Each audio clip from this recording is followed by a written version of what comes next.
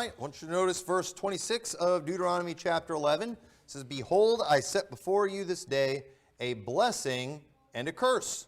A blessing if you obey the commandments of the Lord your God, which I command you this day, and a curse if you will not obey the commandment of the Lord your God, but turn aside out of the way which I command you this day to go after other gods which ye have not known." And we see this type of things spoken of in this way often in the Old Testament, where God set a blessing and a curse. There's one chapter, we're not going to read it, where God goes into great detail about if they will choose the blessing, if they will do the right thing. God goes into great detail about where he will bless them. And it was pretty much in all areas. God then went into great detail about what would happen if they disobeyed him and if they chose the curse. And God went into as much detail as saying, I'll have a foreign nation come in and take you captive, which is eventually what happened to Israel as a nation. And so we see, though, that God gave them a choice. But understand, the choice they made was going to have a consequence. If they chose the good, it would result in good things. If they chose the bad, bad things were going to come. And what I want to talk about this morning is the reality of consequences. And through the Bible, we see God doing that with individuals, with nations. He's giving them choices. And throughout the Bible, we see man often making the wrong choice. As humans, we don't really have a strong track record when it comes to these things. But the fact is, God did make us with a free will.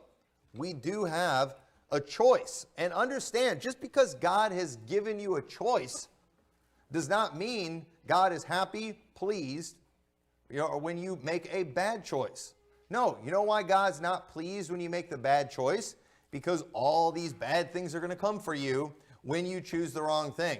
But a lot of people, they feel that because God does not physically stop them from doing something, they interpret that as God giving his blessing on something. It's like, no, that's not the way these things work. We are agents that have free will, and we can go and you can do what you want to do. But you know what you don't get to do is choose the consequences of what you do. If you do certain things, it's going to have very negative consequences. And so don't look at these verses and think God's okay if we choose the curse. Well, I mean, God will let you choose the curse, but guess what? You're going to get the curse. And I don't think you're going to like it. What you don't get is to choose the curse and get all the blessings. And it's like that's what people are expecting and what people want today. But they do. Many people have this attitude that if there were an all-powerful God, that he would make it so there wasn't a choice. Because it's like, why did God even put the tree of the knowledge of good and evil in the garden? Why does God allow a world where bad things happen? And so basically, out of one side of their mouth, they're like, why isn't God all-controlling? And then it's like, well, hey, let's go to the law and see what God said we could do so we can have paradise on earth. How dare God tell us we can't do these things? So you got to take your pick. Okay? I understand you might not like all of these death penalties passages in the Old Testament, but that's how we have paradise on earth. And you say, well, we're never going to have paradise on earth. Yeah, I know, because we're sinful. And that's why we need Jesus. And the law shows us that.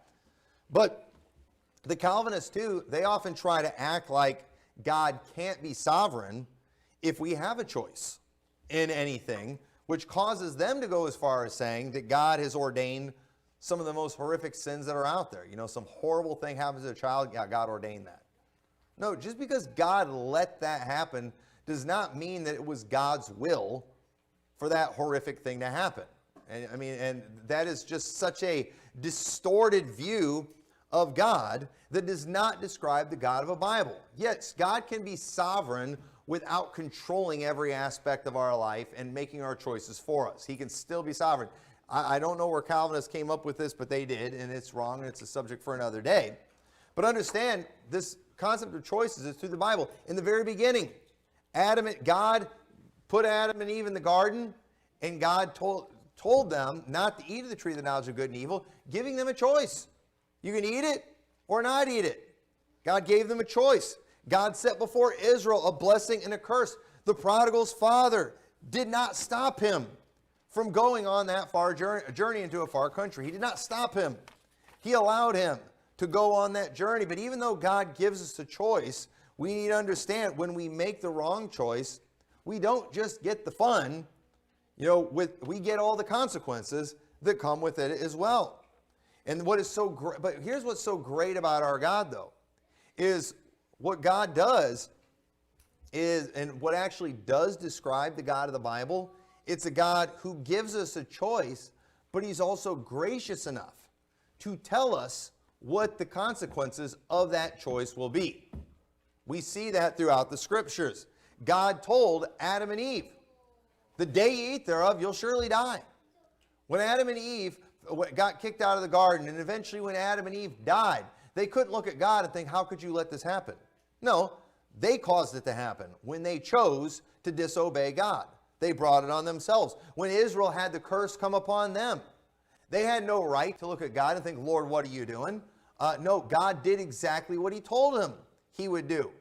They were just receiving the consequences of those things. And so at the end of the day, you could chalk up pretty much all sins against God's laws to the sin of unbelief. Because the reality is, if people really believed they were going to get all the curses that come with sin, they probably wouldn't do those things. But what is it we tell ourselves? I won't get caught. I'll get away with it this time. Meaning we don't believe what God said. God said, be sure your sin will find you out. And we all know that phrase, but at the same time, we'll go on and we'll sin as though our sin's not going to find us out. So in reality, it comes down to a sin of unbelief.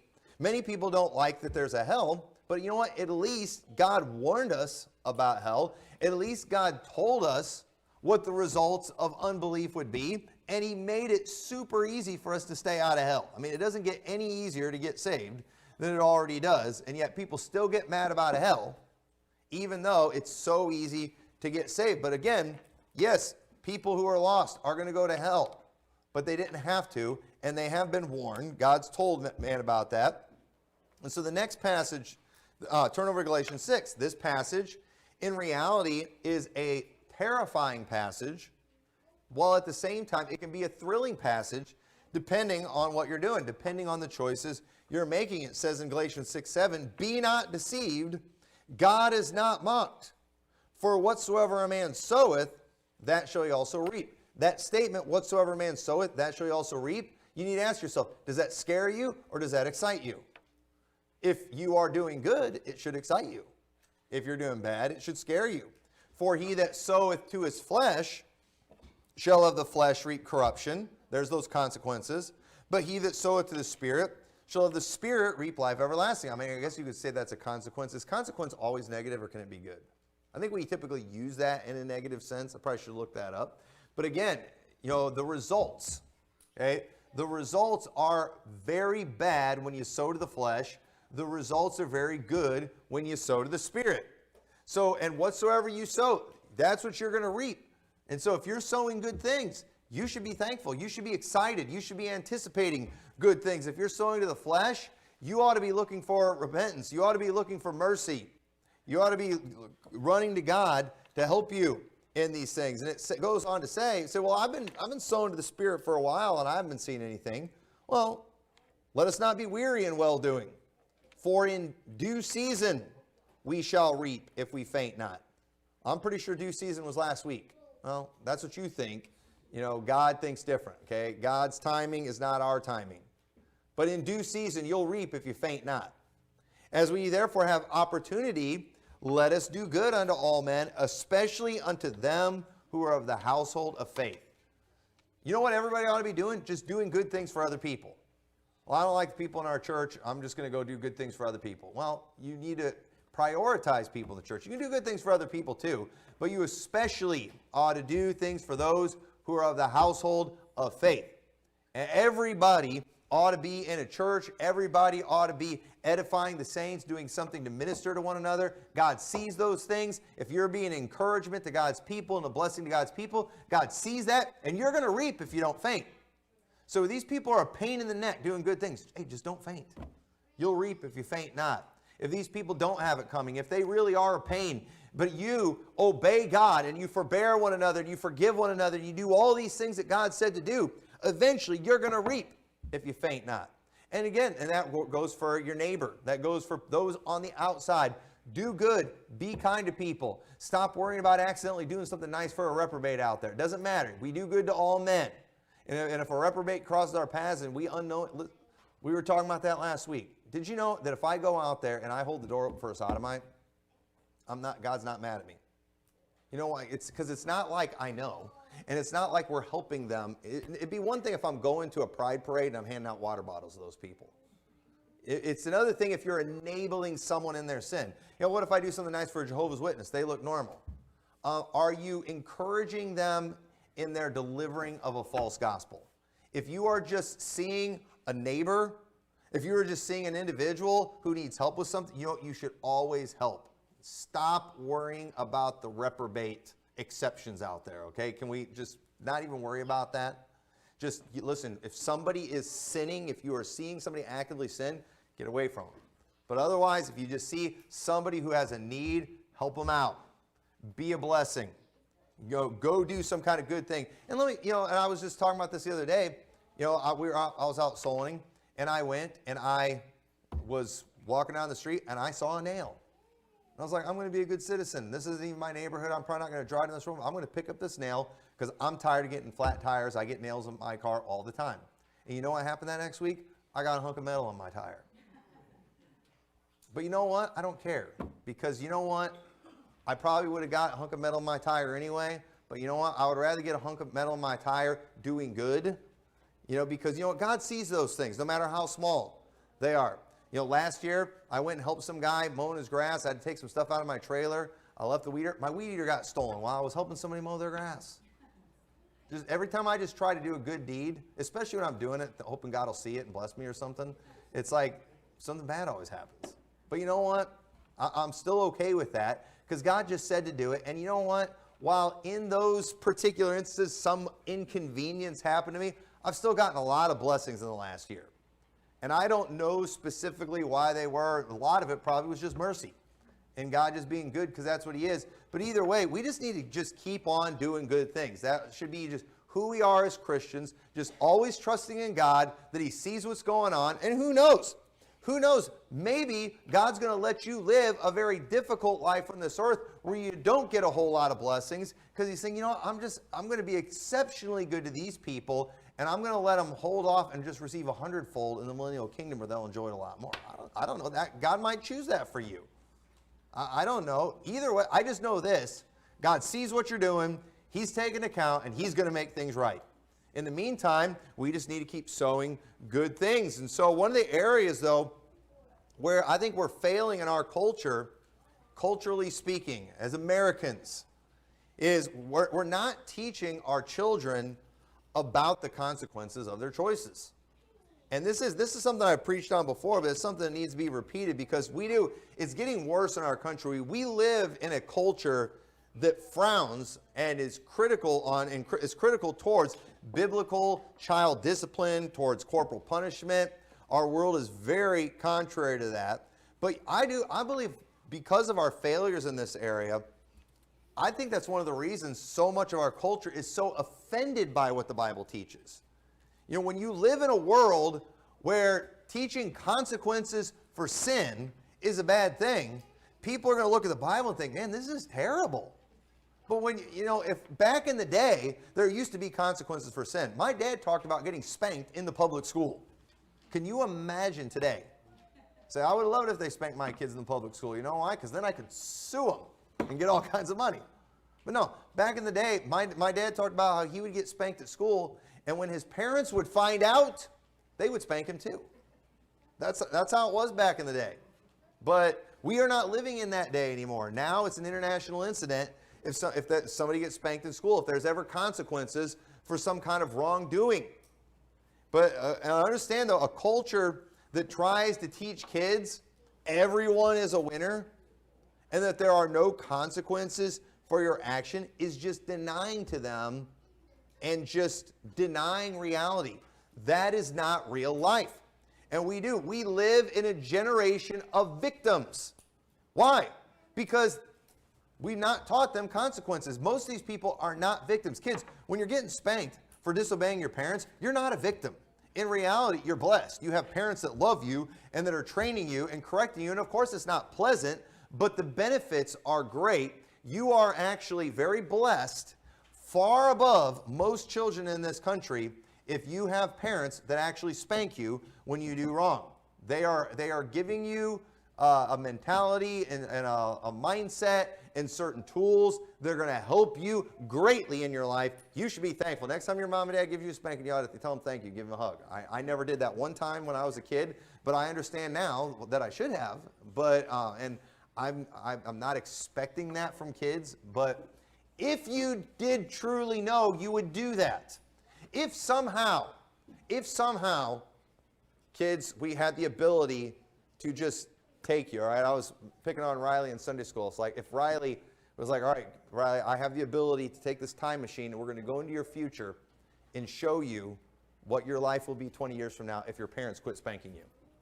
If we could do that, and then we take them 20 years in the future, all right, now we're going to show you your future if your parents do spank you. You know what he would do after that? He would go to his mom and dad and say, Mom, Dad, can I have a spanking? That's what he would do if he was able to see that. Because that's just reality. That's just the way it is. And we live in a society today where people are not being punished for anything, and then they're sowing all these carnal things. They're sowing all this sin, and then they're wondering why things aren't turning out right. You know, we see the scriptures that teaches us to abstain from fornication, and yet we've got all these young people today who are pursuing fornication and then wondering why their relationships don't work, wondering why they're having all these, they end up having all these relationship issues. And listen, when you're shacking up, I don't want to hear about your relationship issues. Right there is your problem. You're shacking up. You're not even married. Do things right. Do things the way God said. And it's amazing just how much our world laughs, scoffs, and frowns at what the Bible says, while at the same time complaining because they are actively reaping everything the Bible said that they would reap if they forsook the law of God. And so understand, we're very blessed to have the scriptures that tell us these things. We need to pay attention to it. But as a culture, we're failing our kids in this area. We don't want to give our kids the grades they deserve. We'll make them feel bad. Well, listen, life's going to give them the grade they deserve. So, well, I want to be a millionaire. Well, you're going to have to do what it takes to become a millionaire. Life's not just going to make you a millionaire. That's not how these things work. We want to give them awards whether they earn them or not. We give bailouts to companies. Well, we've got a lot of people in our government wanting to give bailouts to everybody who racked up student loans and things. Listen, you know what the consequences are of taking out a loan? You got to pay it back with interest. That's a consequence. And we sign up for it. And you sign a million papers that you don't even read, warning you about all the horrible things that will happen to you. Think about credit cards. Go read the terms and nobody reads the terms and conditions. But if you ever actually do, and I've done it before when I've gotten nailed for things, it's like, really, you guys are able to do this? It's like, yeah, it's right here. You sign that. Yep. It's like, I still want to sue you. Not, but that's kind of our attitude that we have today. And it's wrong. This is a mentality we're teaching people. Not only is a life without consequences not a reality, but it promotes and it enables poor character that will result in people becoming even more pathetic, and eventually it's going to catch up with them. And I think it's important as parents too, we at least change the culture in our families. We might not all be able to fix America here today, but we could at least make sure we don't have this same modern 21st century American mentality in our home. And I think it's important and turn over to Proverbs chapter 22. I think it's important too, as parents, obviously you are the authority in your home. Nobody's doubting that. Nobody's questioning that. But at the same time, I do think it's important as parents that we train our children, we test our children, and you know what you need to do? You need to give them choices sometimes, and sometimes you got to let them deal with the consequences of that choice. I think one of the reasons, and sometimes where Christians end up failing, is because they all feel like victims because they suffered as a result of different things when they're kids. They don't give their kids any choices at all. And that's how it was for a lot of people in my generation that grew up. A lot of second generation Christians, their parents suffered as a result a lot of their sins. And so the next generation, they just don't give them a choice in anything. And then they become adults and things turn out great in their life, but they also feel like victims because that's our culture, because they didn't get to do all the fun stuff that all the sinful people are doing. And then what do? They just dive head first into sin, sometimes worse than what their parents were. That's a very common thing that often happens, but it's okay to, like I said, when they're little, obviously you have to make all their choices for them, but eventually, whether you like it or not, they are going to start making choices. And you're not going to be able to control everything. And as parents, we don't want to just give commands, but we want to train. It says, train up a child in the way he should go, and when he is old, he will not depart from it. And sometimes in that training, you've got to allow them to make some choices and maybe even get hurt a little bit as a result. Don't let your kids get killed, by jumping off the roof like they want to or something like that. Don't let them do something real crazy, but sometimes maybe you need to let them wreck that bike. You need to let them get hurt a little bit, just to teach them. They need to know why they're doing the things they do. Psalm 32:8 says, I will instruct thee and teach thee in the way which thou shalt go. I will guide thee with mine eye. Be ye not as a horse or as a mule, which have no understanding, whose mouth must be held in with a bit and bridle, lest they come near unto thee. Many sorrows shall be to the wicked, but he that trusteth in the Lord, mercy shall compass him. So understand, we need that training, we need that instruction. And one of the things too, if you give your children choices sometimes, and again, I'm not talking about big things. Okay, I'm not saying, when your daughter comes and is like, Dad, I want to, date this emo goth, dude or whatever that looks like somebody from Twilight or whatever. I'm not telling you let her date that guy. Okay, but I'm saying on some little things that are of small consequence. Sometimes let them make that choice and even let things go bad for them a little bit. And then you know what will happen next time? You give them instructions, say, listen, this is probably what's going to happen if you do this. But you know what? If you are right, and you probably will be, next time, guess what they're going to want to do? They're going to be like, should I do this, Dad? If you're giving good advice, they're probably going to trust you. But some young people, they grow up, they turn 18, 19, 20, they leave the house, and they've never had to make a choice in their life. And we expect them then to be good adults. So will they behave themselves at home? Yeah, they listened to you, they obeyed you, but you never gave them a choice. They never faced any temptation. Some parents, they shelter their kids so much. They're weak. They're being raised in a greenhouse. And let me tell you, some of these plants and trees that are raised in greenhouse, they're not strong because they've never withstood any wind. They've never withstood any storms. And we've got to prepare our children for these things because let me tell you, life has consequences. There are great difficulties that come with making some bad choices.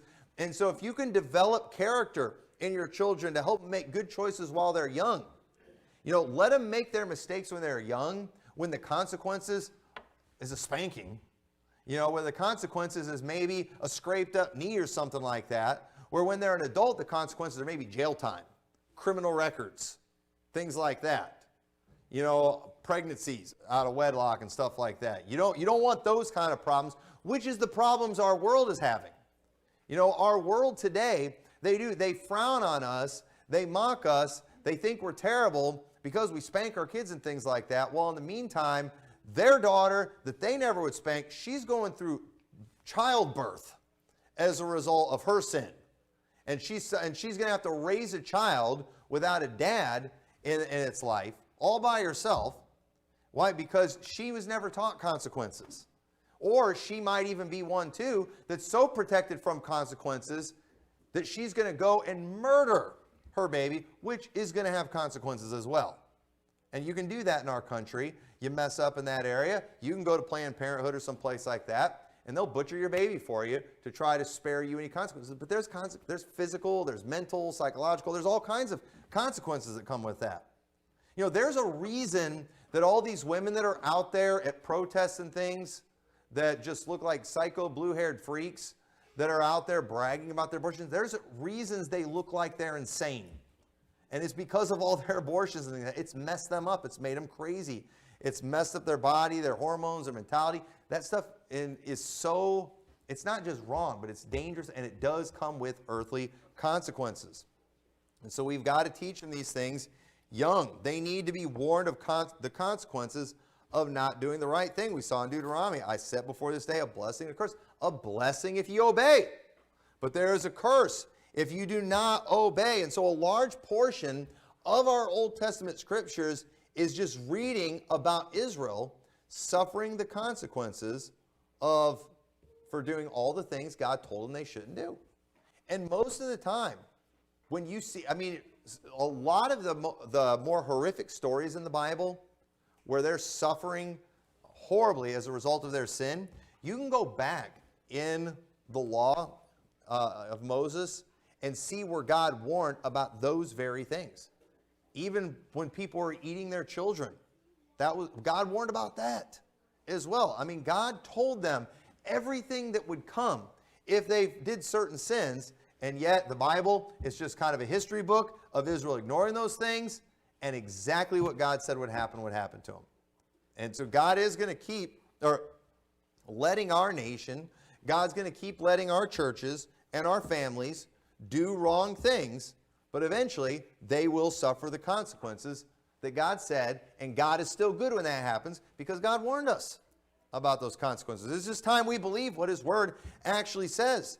And so parents, another thing you've got to be careful about doing too, when your kids mess up, you need to be careful about protecting them from the consequences of making a bad choice.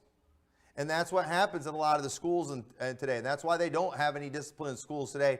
Because whenever kids misbehave in schools, the parents come in and they protect them from consequences. How dare you give my child detention? How dare you do any kind of punishment? How dare you not include them in something? This is going to hurt them psychologically. Well, you know what's going to hurt them psychologically more is when they're missing out on things in life, when they're getting fired from jobs. You know, when they're getting real life consequences that come later. And so don't protect them from those things.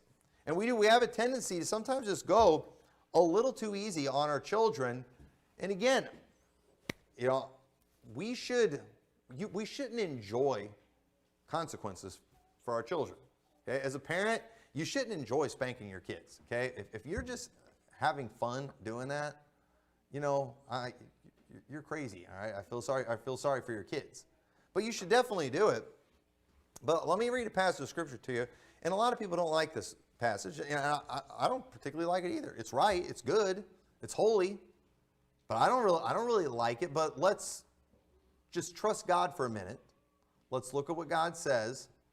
And let's just use some common sense here and some logic. Look what it says in Deuteronomy 13:7 or 6.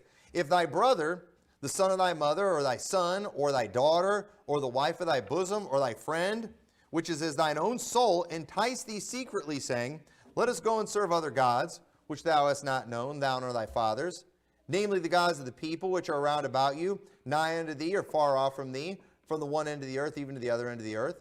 Thou shalt not consent unto them, nor hearken unto him, neither shall thine eye pity him, neither shalt thou spare, neither shalt thou conceal him, but thou shalt surely kill him. Thine hand shall be first upon him to put him to death, and afterwards the hand of all the people, and thou shalt stone him with stones, that he die, because he has sought to thrust thee away from the Lord thy God, which brought thee out of the land of Egypt, from the house of bondage. And all Israel shall hear and fear, and shall do no more any such wickedness that is among you. You say, I don't like that. I don't either. Okay? But it's right. And you say, that doesn't sound pleasant at all. Your daughter comes and says, hey, let's go serve other gods, and now I got to turn her in, I got to rat her out, and I got to kill her. Now listen, you might not like that law. That might be unpleasant to you, and it should be unpleasant to you. But let's think about it. Let's think about this for a little bit. Israel obviously did not obey this law because they were constantly going after other gods. So again, picture we're all picturing our cute little girl coming up to us and saying, Dad, I want to serve other gods. All right. Obviously, that's probably not. It would be more like Abby. If Abby's like, she's grown up. She's still my daughter. Still love her like she was a little girl. But if she come along and she's like, Dad, I think we should serve other gods. I've been hearing about Ashtoreth, and she sounds pretty interesting, and she empowers women, and I think we ought to. I think we ought to serve her. You say, well, man, according to the law, I need to turn my daughter in, and we got to stone her. You say, I don't think I could do that. Well, now let me ask you this. Imagine watching your daughter take your grandchild and cast them in the fire to Molech. Because that's what would happen when they would follow other gods. See, there were consequences for following these other gods. It would take them places, and imagine something so horrific. Imagine something so horrible as seeing your child sacrificing your grandchildren to a false god and casting them. I can't even imagine anything that horrible. And of course it would be horrible having your child stoned in a situation like that. But it's so much worse when you don't do what God said. And the reality is, okay, everybody looks at us like, man, we'd all be stoning all our kids. No, you wouldn't. It'd just be one. It would have always just been one. That one person's going to do it, and then it's going to cure it for everybody. And don't worry, it'd be the worst one in town that starts it. It's not going to be somebody like Abby, but it's going to be the bad one. And so just but that's this. Like I said, while some of God's judgments, they're not pleasant to think about, when we disobey those things, it's 10 times worse. And people, they're always thinking, they're more merciful than God. They're always thinking they're more holy than God and more righteous than God when it comes to these things. But the reality is they are horrible. What ends up happening as a result is so much worse. We can't, people get so upset by Leviticus 20:13 and what the Bible teaches about the Sodomites. Yet we are living in a country today where we have human trafficking going all over the place. We got child molestation going all over the place. It's just absolutely horrific. Some of the things that take place in the border of this own land, and people are like, what? There's so much. It's an epidemic. There are so many child predators out there, people who have violated certain laws, and they can't just make these things not criminal offenses anymore. But the jails can't hold all these people. Just go on those sex offender registry lists sometimes, and it will terrify you how many of them live in our neighborhoods. And it's like, how can this many things be happening? I'll tell you why. Because we don't do what God said to do. And then we wonder why. And God said, if you don't do these things, the land is going to vomit out the inhabitants. And so here we are. We're living in a country where we don't punish evildoers. We don't punish sodomites. We don't punish sexual deviants. And then we're wondering why there's just so much perversion going on. And just understand, too, many of these kids that are being hurt and defiled, it's distorting them, it's twisting their minds, it's messing them, and they're likely to go do the same thing. Most of these people, too, that are out there, they've got many, many victims. You think about the most horrific cases in our history. Men like John Wayne Gacy, men like Jeffrey Dahmer, and people like him. These guys were known homosexuals. Some of them had even gotten busted for things that were technically illegal, and underage people, and somehow weren't in prison. And then later on, we find out known sodomites were doing some of the most horrific things imaginable that still freak people out to this day. Well, you know what? All those bodies buried in John Wayne Gacy's crawl space, that was a consequence of our nation not doing what God said to do about sodomites.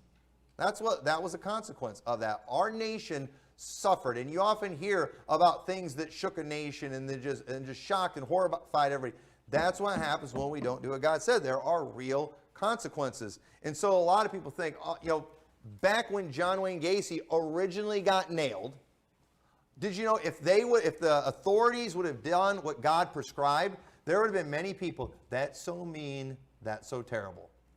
Well, do you like 30 boys buried in a crawl space more? Because that's a consequence of that.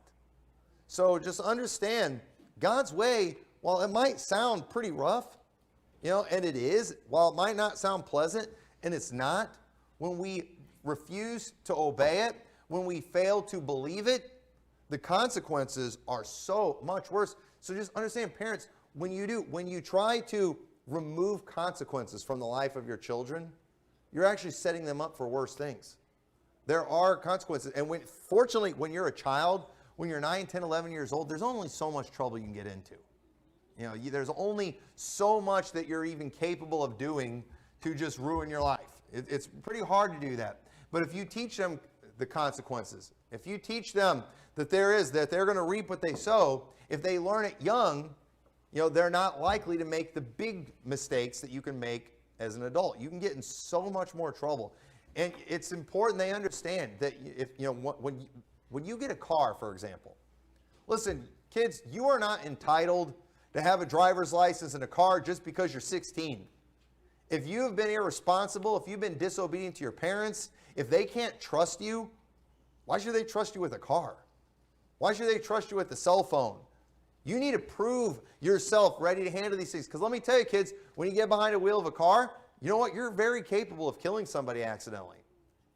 And and sometimes things happen, but we don't want to be because of negligence. And understanding driving, that is a big responsibility. You have the lives of the people in the vehicle with you. You're being entrusted, they're entrusting their life when they're riding with you. Other people that are out on the road, they're assuming that you're going to obey the laws, you're going to do things right. And if you're just some person that just does whatever they feel like doing, when you have road rage, you drive however you feel like driving, whatever, understand you are a danger to society. And you could potentially destroy somebody's life, and as a result, destroy your own life. You're not going to follow rules. You're going to get involved in things like alcohol. You know what? You go drinking and driving, chances are you probably won't kill yourself. You'll probably kill somebody else. You might do prison time for that. Oh, I didn't mean to do it. Okay, yep, you didn't mean to drink. And you know what? When you drink, you impair your judgment. You're probably going to make foolish decisions that have real consequences. And you know what? A child who's grown up dealing with consequences of sin, you know what? They might understand, hey, the last thing I want to do is get involved in something that's going to impair my judgment and cause me to suffer even greater consequences. And one of the things, when I went to driver's ed, I hated driver's ed. I didn't like my teacher very much, and I felt like all he did the whole time, don't do this. If you do this, you get fined this many dollars. It was just constant. You do this, you get fined this many dollars. I was just like, I just felt like driving meant I was going to go broke from all the tickets that I was going to get because everything is illegal. Well, but what is he doing? He's like, hey, there's consequences for not obeying the rules of the road. Here's a rule. Here's a consequence. You know what? That's what we need to teach these kids there. And you've got a lot of kids, 15, 16 years old, they're going to driver's ed and they're hearing this guy say, yeah, if you do this, you pay this many dollars. And they're like, what? Wait, what? Consequences for not obeying the rules? And then they start driving and it's like they don't believe there's consequences for disobeying the rules. And then they start driving and guess what? Eventually they find out there's consequences. And so we need to prepare them for that. Proverbs 19:18, chasten thy son while there is hope, and let not thy soul spare for his crying. Why? What's that saying there? Chastening your son and having them cry, that's going to affect you. It should. It shouldn't be pleasant. But you know what? This is necessary. We've got to do them. We've got to instill character in them. We've got to teach them reality. There's consequences for sin. We can't just sit around and let things go. We can't be like Eli, who did not restrain his sons. His sons made themselves vile, and he restrained them not. And again, I don't know how it started with Eli and his sons, but either way, the things they were doing were wrong. He never stopped them. And you know what happened as a result? They all died. They were killed as a result of that. Eli died. It was a horrible, horrible time. And so the goal to his parents, when it comes to disciplining our kid, the goal is not to anger them, but to help them. Ephesians 6:4, and ye fathers, provoke not your children to wrath, but bring them up in the nurture and admonition of the Lord. Colossians 3:21, fathers, provoke not your children to anger, lest they be discouraged. So again, we're not just doing these things. It's not just about crime and punishment and things like that. We're training them. We're preparing them. We're helping them see reality. We're trying to develop character in them because we live in a world, and you've all worked with them.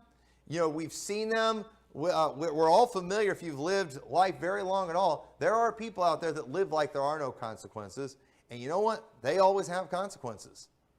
And our kids, if they never deal with consequences of the home, if they never see the results of their choice and they never have any kind of suffering as a result of choices they make, we can't be surprised when they get older and they think that's just the way it's supposed to be. And they'll be, I don't want my daughter being the blue hair out there at protests, basically protesting the fact that they are dealing with consequences for their choices. It is interesting too that the pro-murder crowd, what do they call it? Pro-choice. And it's like, and you know what? The pro-choice people are all miserable people because they want a choice, but they don't want the consequences of their choice. And their choices do have consequences. And we can try to do all these modern things of declaring everyone a winner, not punishing our children, but understand we are only setting them up for failure. And they are likely, and they will be likely to be more, there'll be another one of those people who have a victim mentality when they grow up. And it's amazing how many even Christian kids have a victim mentality. That is just kind of our generation. And, if you're not a victim when you're suffering consequences, it's sin. When you don't show up for work all the time and you're always late for work and you eventually get fired, you are not a victim. I worked with an individual one time. We all made fun of him because he was always late for work. He was always skipping work for everything. And at the distribution center at that time, they had a very, it was a very lenient attendance policy. But it was also one, too, that because you had so many, and they've changed it completely since then, but back then, I won't explain how it all works. You could get a ton of occurrences. And understand, it didn't really matter if you had a good excuse or not. Everything was an occurrence. And, sometimes you're legitimately sick. Okay, that's an occurrence, but it's okay. You get a bunch of them. Sometimes things happen. It's okay. It's an occurrence. You get a bunch of them. And then finally one day, they had the one that finally got him fired. It was something that was kind of legit, but it didn't matter. He had like 15 other things that were completely illegitimate. And then it was the one thing, and then he acted like a victim. Can you believe they fired me for that? Well, it's like, I remember I told him, well, they didn't really just fire you for that one incident. That was like your 16th incident. So I said, within a 6-month period. And that's how we are today. And I know we all probably have some bad memories from when we were younger where we were punished or we missed out on something. But we needed that. Because that's what happens in life when you do wrong. Sometimes you miss out on stuff. Sometimes you don't get to have fun everybody else did. You don't get to do what everybody else does. That is reality. And I am just shocked and amazed at this generation and how they are. They refuse their consequences. They refuse their punishment. But you know what? You can't. And let me tell you something. Parents, you can choose to not punish your children if you want. You can choose to try to protect them from reaping what they sowed all you want, but eventually it's going to catch up, and if you don't take care of it as a parent, eventually the cops probably will. And you know what? If the cops don't, if our country keeps becoming more and more depraved and dealing with less and less crime, eventually God will. And you know what? It's worse when the cops get involved than it is when the parents get involved. And you know what? It's worse when God gets involved than when the cops get involved. Because God ultimately ordained you parents to take care of these things. And when your kids get to a certain age and they're not doing what they're supposed to do, God ordained civil government to take care of some of these things. And when the civil government doesn't do their job and then God's got to step in, it's just all judgment at that point. It will get even worse. So you're never doing your children a favor by just protecting them from consequences. You're doing them a great disservice, and we've got to get out of this mentality because our world is not doing well right now. And these people who got trophies and were told they were a winner for doing nothing, they're not doing well. This generation is not well, mentally, spiritually, physically, anything. And we need to be better. We need to get back to a more biblical mindset.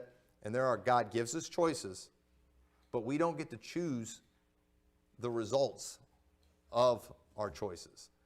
God has told us what they will be, and that is what they will be. And so I recommend choosing the good.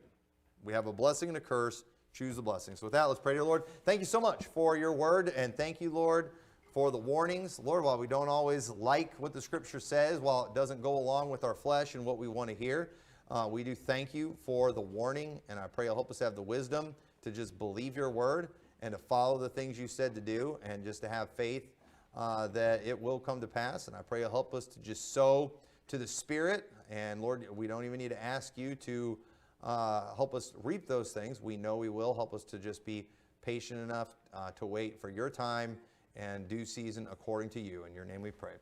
Amen.